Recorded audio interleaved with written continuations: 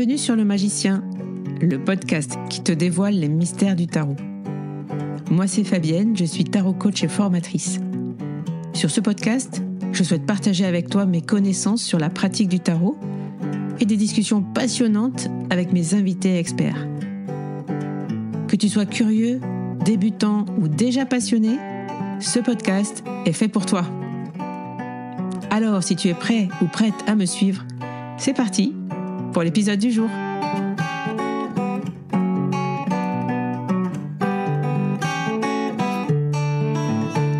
Hello, bienvenue à tous sur le podcast du Magicien.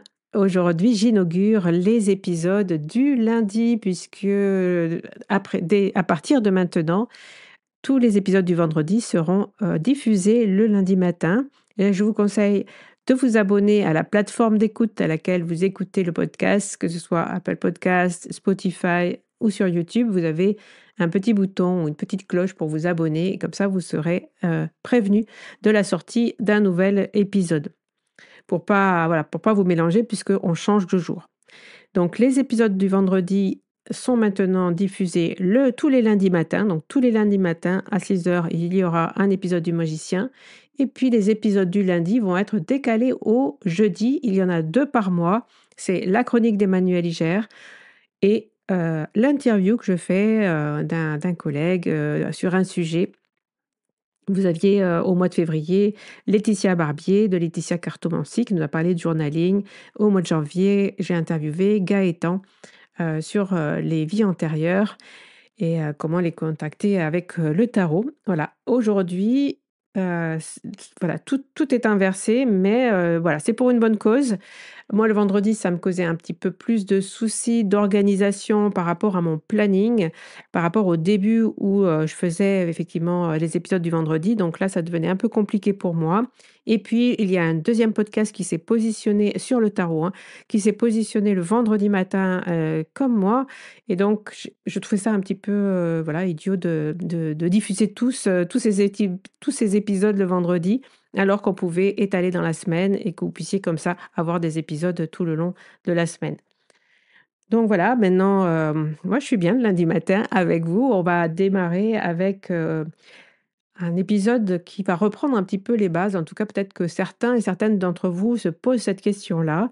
Et j'avoue que je n'ai pas souvent pris le temps d'expliquer ma vision. Il s'agit de quelle est la différence entre le tarot de coaching tel que moi j'en parle, puisque j'en parle beaucoup. En ce moment, j'ai vraiment positionné mon tarot comme un tarot de coaching.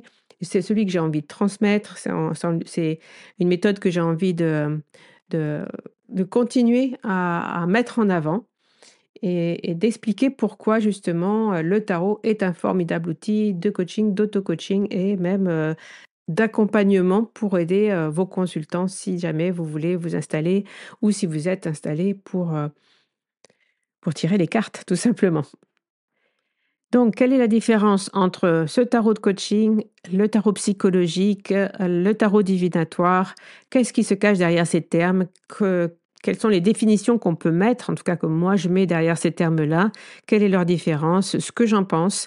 Et c'est parti, c'est ce que j'ai envie vraiment de vous expliquer dans cet épisode aujourd'hui.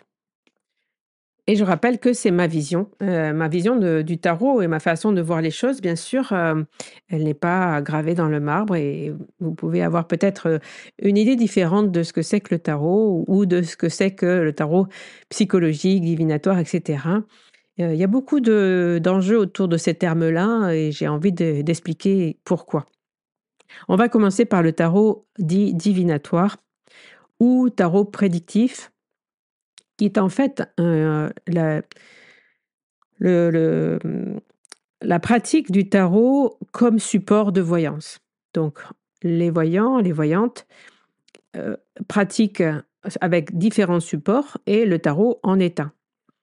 Donc, un tarot divinatoire, pour moi, on va dire divinatoire, tarot prédictif, c'est plutôt son mot, c'est-à-dire un tarot qui va se projeter dans le futur. Un tarot où on va pouvoir comprendre les enjeux du futur, justement. Les voyants, les bons voyants, en général, cherchent les enjeux du présent, mais se projettent dans le futur pour donner une réponse. Et en général, les gens qui vont voir un tarologue, un cartomancien, une cartomancienne, ont une question qui se projette dans le futur et donc forcément, on on peut être, amené justement à se dire: «Ben, il faut que je donne la réponse à mon consultant qui me dit: "Est-ce qu'il va m'arriver telle chose ou telle chose? J'ai un peu peur de l'avenir. Est-ce que je vais bientôt vendre ma maison? Est-ce que je vais rencontrer quelqu'un? Est-ce que je vais avoir ce nouveau travail?"» On se pose tous ces questions, hein, et c'est normal de se les poser et c'est normal peut-être d'aller chercher, de l'aide ou de savoir si, quelqu'un pouvait avoir ces réponses à notre place, pourquoi pas? Et pourquoi pas tenter d'aller voir, voyant, cartomancien, cartomancienne. Personnellement, j'ai une amie qui a appris le tarot avec moi, qui a appris le tarot, pendant très longtemps, qui est venue à tous mes cours, et qui est allée aussi, hem, voir, et consulter une voyante. Parce qu'elle trouvait pas dans le tarot que je lui enseignais justement le truc qui lui donnait la réponse à la problématique récurrente qu'elle rencontrait dans sa vie. Et bien sûr, les cartes avaient beau lui dire: «Ben, il se passe ci, il se passe ça», elle avait beau essayer d'interpréter et de voir ce qui se cachait derrière, elle a bien compris que, il que le tarot ne la renvoyait qu'à elle-même et qu'à son présent et donc elle a eu besoin d'aller plutôt voir, du coup consulter des voyants et des voyantes. Pour répondre à ces questions, en tout cas pour être rassurée sur ces interrogations et vraiment je ne jette pas la pierre ni à personne, là-dessus et si vous avez envie de consulter, des voyantes, ben, c'est vraiment enfin, tout votre droit. C'est pas un tarot que je pratique et donc pour bien comprendre la différence, c'est celle-ci. En fait, le tarot prédictif, le tarot comme support de voyance, va chercher à comprendre les enjeux du futur et va se projeter dans votre futur. Alors dans cette pratique-là, il y a des très bons voyants, des très bonnes voyantes, des personnes qui font vraiment du bon travail et qui aident les gens à reprendre confiance, à voir le bout du tunnel et c'est porteur. Mais par contre, il y a aussi, beaucoup de bullshit et notamment là avec, l'engouement autour du tarot et je vois de temps en temps des gens qui se défendent justement de mal faire. Faut savoir ce qu'on fait en fait quand on fait de la voyance et faut savoir ce qu'on dit et ce qu'on ne dit pas et comment on le dit, mais on ne se défend pas à mon sens en disant, «Eh bien si c'est positif, eh bien vous avez qu'à laisser faire, l'avenir, le divin et la prédiction, tout va bien se passer et si c'est négatif, eh ben on peut toujours redresser la barre. Vous avez le pouvoir de redresser la barre». Ben, moi je suis pas tellement d'accord avec ça. Heu, Quand c'est positif, on laisse pas faire parce qu'une prédiction positive, ben, peut-être ça peut rassurer, mais si on passe pas à l'action derrière, s'il y a pas d'action derrière, l'action la tout n'arrive pas tout cuit, on le sait, vous le savez, tout le monde le sait. Si vous avez envie de rencontrer quelqu'un, c'est pas parce que les cartes vous auront dit: «Ah, il y a le soleil, il y a le 2 de coupe et alors il y a l'as de coupe, alors là formidable, vous allez rencontrer, et s'il y a le valet de coupe, alors un voilà, ou un beau cavalier, vous allez forcément rencontrer quelqu'un et ça va être une personne comme ci, comme ça et sans doute elle vous parlera de ci, elle vous parlera de ça et vous la reconnaîtrez à ci, à ça». Enfin, vous voyez, ça peut être, ce genre de choses. Eh bien, si on vous prédit ça et que vous dites: «Bon, bah, OK, je vais le je ce prince charmant là qu'on me décrit, je vais le rencontrer», je n'ai donc rien à faire? Bah, je crois pas. Je crois pas qu'on peut dire à quelqu'un: «Vous allez rencontrer», même si ça lui fait du bien, on peut dire à quelqu'un: «Vous allez rencontrer quelqu'un et ça sera une personne comme ci, comme ça» et mais finalement, au bout du compte, bah, si la personne, elle, ne se met pas elle-même en marche, pour rencontrer quelqu'un, ne se met elle-même dans les conditions de rencontrer quelqu'un, je suis pas sûre que, bah, que ça aille mieux et donc forcément elle reviendra peut-être, voir, la voyante pour dire: «Bah, là ça s'est pas passé comme ça» ou «Là il s'est passé ça, finalement vous aviez raison donc je vais revenir parce que, j'ai rencontré l'homme dont vous m'avez parlé, mais finalement ça s'est pas bien passé. Je voudrais savoir pourquoi et est-ce que c'était le bon?» Vous voyez? Tout ce genre de questions, qui vont venir derrière, eh bien, enfin, en tout cas, quand on fonctionne comme ça, hein, encore une fois, si on dit, ce que je trouve pas très, honnête aujourd'hui, c'est de se dire: «OK, je fais de la voyance, mais je l'assume pas vraiment». Ah donc comme vraiment les gens commencent à dire que, c'est pas bien, le tarot prédictif et cetera, heu et bien se défendre en disant: «Mais moi, je ne fais pas de prédictions qui enferment les gens». Toute prédiction enferme les gens de toute façon, mais on peut pas dire, si c'est positif, on laisse faire et si c'est négatif, on peut toujours redresser la barre. Et aussi le deuxième bullshit que j'ai remarqué dans cette pratique-là, c'est, prenez ce qui vous parle. Je vous fais une guidance, une prédiction, prenez ce qui vous parle. Alors j'ai pu peut-être le dire aussi, je m'inclus dedans, mais je trouve que c'est pas, c'est un peu simple quoi, de dire, «Bah, tiens, je te dis ça, mais prends-le si ça te parle». Parce que encore une fois, les mots sont hyper importants.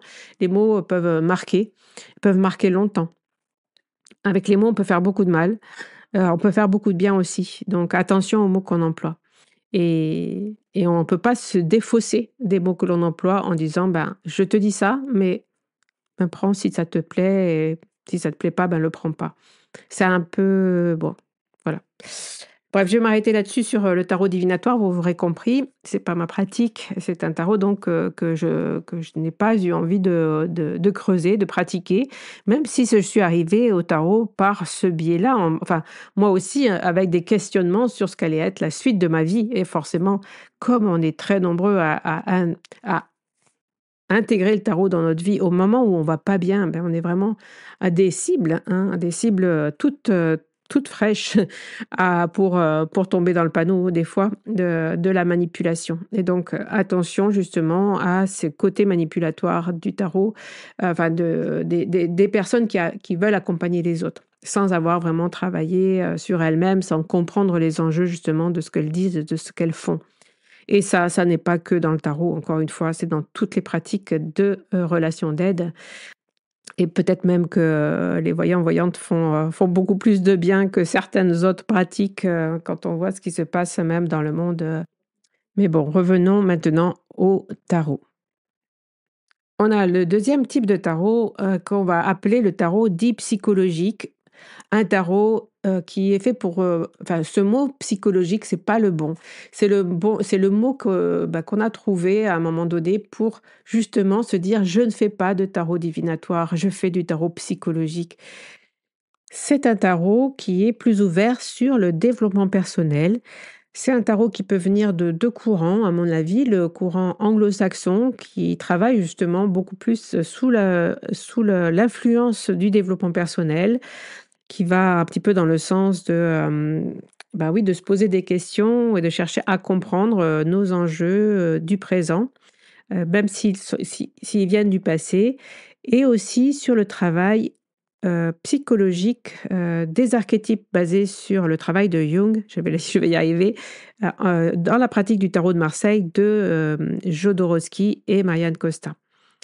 Donc la voie du tarot, ça a été vraiment la base justement de cet apprentissage, du tarot, de cette vision du tarot, non plus comme, un outil, ésotérique de porteur de voyance ou de divination, mais aussi de travail sur soi.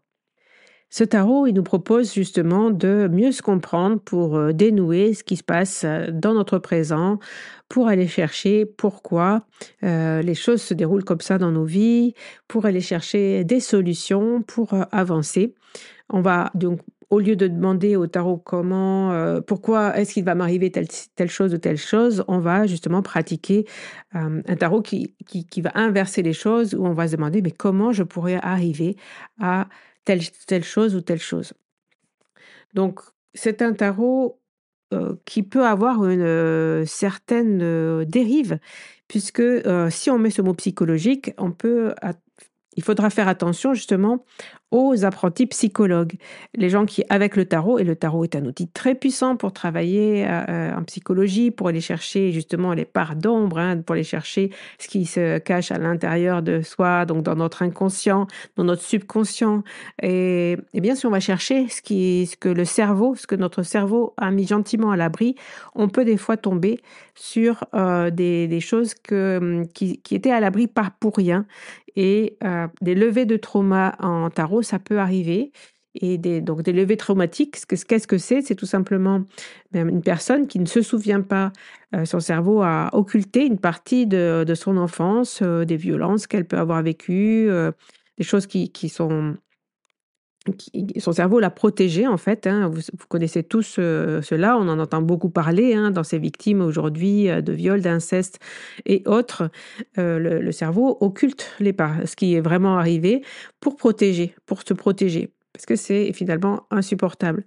Et beh, ces choses-là sont vraiment très à l'abri au fin fond de nous-mêmes, et il n'y a qu'un thérapeute, vraiment, qui sait se comporter en cas de levée traumatique, qui peut justement, hem, traiter à mon avis, ce genre, de problème. Et avec le tarot, comme c'est un outil hyper puissant, et donc beaucoup de psychologues d'ailleurs s'y forment et ils ont raison.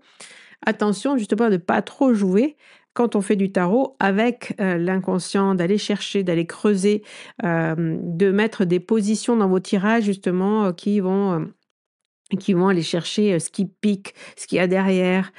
Souvent on peut être bluffé. Moi, ça m'est arrivé et c'est mon expérience qui me fait parler aujourd'hui. Ça m'est arrivé en consultation et j'y ai réfléchi il y a 2 ans, au moment du Tarot Festival, avec des ateliers qu'on me proposait et auxquels j'ai fini par répondre non, et parce que je trouvais que c'était pas le lieu justement de faire ce genre de pratique. Faire du tarot psychologique, dans l'intention d'aller chercher, les traumas, de faire travailler la personne sur elle-même, attention à la posture, que l'on prend à ce moment-là, si on n'est pas psychologue. Si vous êtes psychologue, tout va bien, si vous êtes thérapeute, tout va bien, heu, si vous avez été formé justement à la relation d'aide, tout va bien, et bah, vous pouvez le faire justement, hein, il y a pas de raison. Mais attention, si ça demande vraiment d'avoir beaucoup travaillé sur soi, et de ne pas projeter sur son consultant, d'avoir une posture juste, une posture, droite, hein, hem, heu, de ne pas s'impliquer émotionnellement avec la personne, que vous recevez. Il y a beaucoup de choses à comprendre. On en parle d'ailleurs dans le livre, Emmanuel a fait un très, très bon chapitre sur cette notion-là justement dans le livre «Devenir tarologue».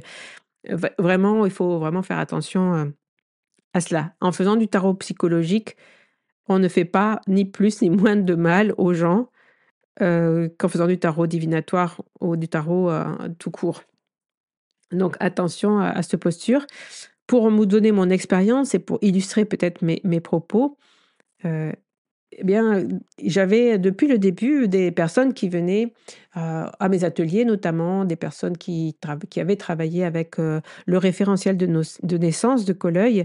Donc c'est aussi un outil psychologique, et c'est la première fois que j'ai eu un retour d'une personne qui m'a écrit une très longue lettre, pour me dire qu'elle s'était pas sentie bien dans l'atelier, géré par cette personne, et qu'elle s'était pas, voilà, qu'il y avait eu des choses qui étaient remontées et qu'elle s'était pas sentie bien et qu'elle s'est pas sentie, entourée, elle s'est pas sentie écoutée, heu, que la réponse, de la personne qui menait cet atelier, n'avait pas finalement rassurée, et elle trouvait que, voilà, que c'était délicat, en tout cas, de mener des ateliers et de proposer ce genre de choses, sans outils derrière si on n'était pas bien.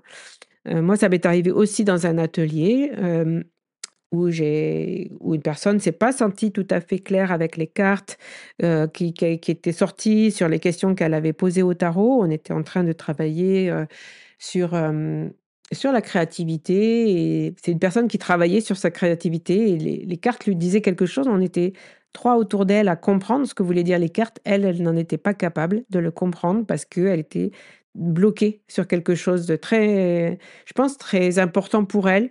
Il y avait quelque chose qu'elle n'arrivait pas à voir, à conscientiser, et derrière, elle m'a dit: «Je me suis vraiment pas sentie bien, avec cet atelier, ça s'est pas bien passé pour moi, et par derrière, je me suis pas sentie bien». Donc ça m'est arrivé aussi à moi. J'ai compris justement, que quand on allait, travailler sur soi, quand j'amenais les personnes à travailler sur elles-mêmes, à creuser leurs peurs, leurs, Mmh, voilà, aller vraiment creuser au fond, hein, de cette part d'ombre, de ces choses qu'on n'a pas envie de voir, mais quand elles nous remontent, face à la gueule, j'allais dire, avec le tarot, ça peut arriver, avec l'image, c'est très, très puissant. des fois, on n'est pas prêt, en fait. Notre esprit, n'est pas prêt à rencontrer justement, cette vérité-là et on peut ne pas se sentir bien. Donc attention, heu, c'est pas anodin. Voilà. Donc des levées traumatiques, en consultation, ça peut arriver aussi. Attention aux cartes comme, le 3 d'épée et cetera dans le passé. Attention à ce que aux mots que vous employez à ce moment-là, ne soyez pas affirmatif. Vraiment proposer proposer une lecture ou laisser votre consultant dire ce qu'il a à dire sur cette carte pour, avant justement de faire une interprétation, sûre. Voilà, c'est un petit tip simple si ça peut vous éviter justement, de pas aller trop loin encore une fois et de pas mettre votre consultant dans une mauvaise posture. Bon, on a déjà parlé de toute façon des biais, enfin de ce qui pourrait mal se passer quand on fait un tirage de cartes. Dans le tarot psychologique, il y a aussi une branche, dite du tarot projectif. Le tarot projectif, c'est je tire une carte et je demande à mon consultant de se projeter dans la carte et de, me parler de cette carte-là. Alors ce travail, je pense, il peut être nécessaire, encore une fois, pour ceux qui sont formés et ceux qui sont thérapeutes. Faire un travail projectif quand on n'est pas formé à la psychologie, recevoir la parole des personnes qui vous disent: «Ben, moi, dans la carte, je vois ci ou je vois ça». Il faut être prêt à dire: «OK, vous voyez ci et pourquoi?» Enfin voilà, poser les bonnes questions qui vont avec. Moi, à mon avis, si je suis pas formée à la enfin, à des techniques de psychologie ou d'accompagnement, c'est pas une pratique que je vous conseille de faire, justement en tarot, de base, hein, sur une consultation, de base, qu'elle soit d'orientation divinatoire, ou autre. Dans tous les cas, l'idée c'est de faire voilà, un tarot projectif, soit vous laissez votre consultant, projeter dans la carte et vous allez sur ce que le consultant projette, mais Heu, faire du tarot projectif, laisser son consultant voir ce qu'il y a dans la carte et derrière lui dire que finalement dans la carte, il y a pas ce qu'il pense ou ce qu'il vous a dit, mais il y a plutôt ça puisque vous connaissez l'interprétation. Ça, à mon avis, ça porte pas trop d'intérêt, en fait, en termes de pratique.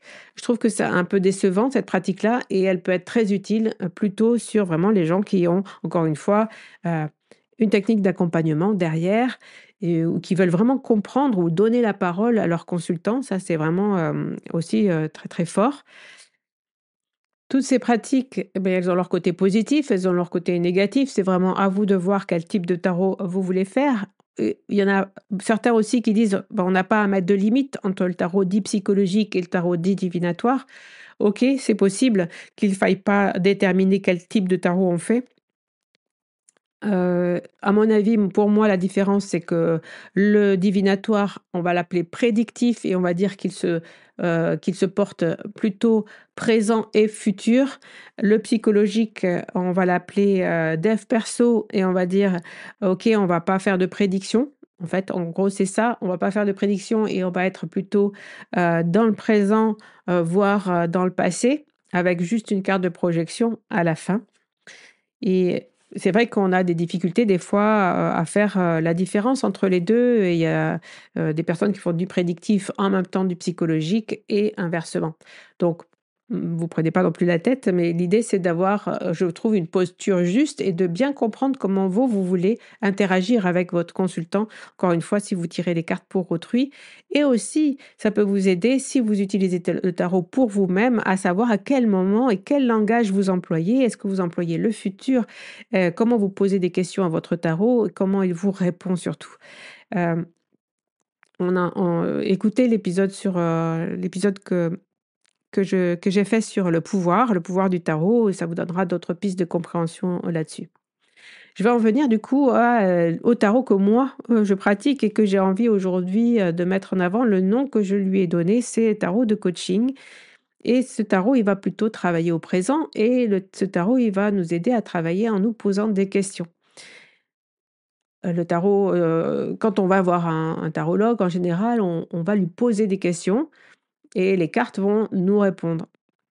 En tarot de coaching, on va s'appuyer sur les techniques de cartomancie traditionnelles pour interpréter et comprendre le tarot. On part de la même base, mais le processus de consultation n'est pas le même. On va partir d'un objectif. Le tarot de coaching va nous aider à déjà clarifier, à définir ce que l'on souhaite, à définir cet objectif. Et ensuite, dans la consultation, on propose, on questionne, on trouve des solutions, on essaye de repartir de soi et de ne pas projeter justement sur l'extérieur, vraiment de revenir à partir de revenir à soi pour chaque questionnement avant de lire les cartes. Il y a vraiment pour moi, la base du tarot, en coaching, c'est l'idée de la question. C'est vraiment la base et l'importance du questionnement. Le questionnement, on va apprendre, à questionner son consultant avant de tirer les cartes, avant même de créer le tirage. Mais on va vraiment le questionner, on va déterminer ce qu'il veut et on va essayer déjà de comprendre, ce qui sous-tend la question. Et au-delà de ça, on va l'amener à faire le point de sa situation. On va vraiment, mettre tout ça en place pour que, la réponse ne vienne pas simplement du tarologue et des cartes, mais vienne aussi petit à petit du consultant lui-même. On va inverser un petit peu les rôles et heu, on va amener notre consultant à trouver ses propres réponses. Et au-delà du coaching lui-même, c'est-à-dire l'idée on pose un objectif et on voit comment on y arrive, hein, comment on va d'un point A à un point B. Ça, c'est le coaching. On va aider son consultant justement à mettre en place les actions pour arriver au but qu'il s'est donné. Le tarot, qu'est-ce qu'il peut rajouter là-dedans? Eh bien, il rajoute part à la surprise, la nouveauté de la carte prise au hasard. Il va nous proposer de changer de point de vue, de trouver des solutions nouvelles, d'assurer notre intuition, parce que si on avait pensé à quelque chose et que le tarot va avec nous, eh bien, on va se dire, OK, bah, c'est let's go, on y va, puisque même le tarot le dit, donc ça va nous raffermir dans nos positions, ça va nous aider à prendre confiance et ça va nous aider à nous poser encore plus des questions pour creuser pour creuser le problème et pour aller vraiment au cœur de ce qu'il faut, savoir pour avancer. Donc, il peut y avoir aussi, des problématiques avec ce tarot si on va aller trop loin, si on va trop loin justement dans les questionnements, si on ne sent pas qu'à un moment donné, son consultant, bah, là, il est à la limite et que si on va plus loin et si il peut craquer, il peut pareil, hein, que le tarot psychologique, c'est des techniques qui sont à peu près identiques et l'idée, c'est vraiment de comprendre, d'être vraiment à l'écoute, d'être en empathie avec son consultant, d'aller avec lui, de le soutenir pour chercher ses solutions et de pas forcer. Justement, de ne jamais forcer, que ce soit en coaching, que ce soit en consultation, normale. Je pense que, on reste à notre place et on fera du bon boulot. Donc pour résumer, un tarot de coaching, qu'est-ce qui va le différencier des autres? C'est qu'il va être, il va rester dans le présent. Et il va amener, les consultants au passage à l'action, avec des actions qu'ils sont capables de mener, pas qu'ils sont, vous voyez, en psychologique, des fois, on peut être un petit peu, dans la compréhension de la problématique, mais dans l'action réelle, concrète, donc, par le fait de vouloir être plus concret, les exercices qu'on propose en tarot de coaching, enfin les tirages qu'on va proposer en tarot de coaching, c'est des tirages qui sont là pour nous aider à trouver nos solutions. Je l'ai compris, par les ateliers que je propose, par la manière, dont je menais mes consultations à un moment donné, mais je me dis: «Mais ce que je fais en fait, c'est du coaching» et je me suis beaucoup intéressée, au coaching et j'ai vraiment voilà, j'ai suivi une formation d'1 an avec, David Laroche, je suis allée à son séminaire, j'ai regardé donc du coup des grands coachs, coacher, j'ai voulu comprendre comment ça fonctionnait ça plus le tarot, je trouve que c'est vraiment hyper puissant comme méthode de se questionner et c'est pour ça que d'ailleurs que j'ai commencé, hein, les épisodes, les 10 questions de chaque arcane majeur, pour vous amener aussi un petit peu cette pratique, cette technique, si vous avez envie de la faire vôtre, c'est-à-dire de voir les cartes comme des cartes qui nous posent des questions, des personnages qui, par le sens qu'ils ont, nous posent certaines questions. Et si vous n'avez pas écouté ces épisodes, eh ben, je vous invite à les faire. Vous comprendrez peut-être ce que je veux dire par là, comme tarot de coaching. Essayez de répondre aux questions que ces arcanes vous posent en partant du fou et on en est à l'arcane du pendu. Donc, le prochain épisode, ça sera les 10 questions de l'arcane du pendu. Vous allez voir qu'à chaque fois, c'est vraiment des questions qui nous amènent à revenir à nous-mêmes, en fait. Pas forcément, vous voyez, en allant creuser, en allant chercher ce qui pique, etc. Les questions qui ne vous plaisent pas, vous n'avez pas envie d'y répondre, il ne faut pas y répondre. Mais l'idée, c'est de partir de soi. Donc, on ne peut pas faire on ne peut pas faire de mal. Je veux dire, si on écoute ses désirs, si on écoute ce qu'on veut, si on part de soi, d'un objectif, ce que l'on veut soi, on peut pas se tromper en fait, on peut pas être à côté. Si on laisse au tarot, par exemple, l'idée de décider du sujet de quoi on parle, là, voilà, on peut dévisser un peu. On peut aller sur des pentes un peu glissantes et aller vers là où on n'aurait pas dû aller ou là où il faudrait pas aller avec son consultant. Donc encore une fois, de toute façon, qu'on fasse n'importe quel type de tarot ou qu'on soit avec n'importe quel type de consultation ou de pratique, l'idée c'est d'être toujours dans une posture juste, dans une posture d'accompagnement. Et pour ça, il est bien d'avoir, de se faire aider ou d'être supervisé ou en tout cas, un minima de travailler sur soi, sur ses, sur ces biais finalement, sur ce qui pourrait, ce qu'on pourrait projeter de notre vie, de nous-mêmes sur notre consultant. On vit pas tous la même histoire, on n'est pas prêt à trouver des solutions de la même manière. On n'en est pas au même, niveau, de compréhension de ce que l'on souhaite. Et donc, voilà, il y a pas de bonnes ou de mauvaises questions, il y a pas de bonnes ou de mauvaises cartes. Il y a juste, des questions et des cartes qui sont là pour nous amener, à réfléchir, à répondre, à passer à l'action et à amener dans nos vies les choses que l'on mérite et que l'on a envie. En tout cas, c'est ce que je vous souhaite. J'espère que ça n'a pas été trop confus cet épisode. J'avais envie de le faire et j'avais envie de proposer ma vision. J'espère que ça vous aura un petit peu éclairci sur ces trois types de tarot. Enfin, quelles sont leurs différences? En tout cas, quelles sont les différences que moi j'y vois? Comment je les définis? Dites-moi si ça vous a parlé. Dites-moi ce que vous en pensez. Peut-être qu'il y a d'autres types de tarot, hein, que je n'ai pas encore, analysés et on pourra en parler. N'hésitez pas encore une fois à vous abonner. On se retrouve, lundi prochain pour un nouvel épisode, du Magicien et d'ici là, je vous souhaite une très belle semaine et je vous dis à très bientôt. Portez-vous bien. Bye bye. Un grand merci d'avoir écouté cet épisode. Si tu veux soutenir le Magicien, n'hésite pas à laisser un commentaire sur ta plateforme préférée. Parle-en autour de toi pour nous aider à faire grandir la communauté. Et pour toujours plus de contenu inspirant autour du tarot, je te dis à la semaine prochaine dans un nouvel épisode.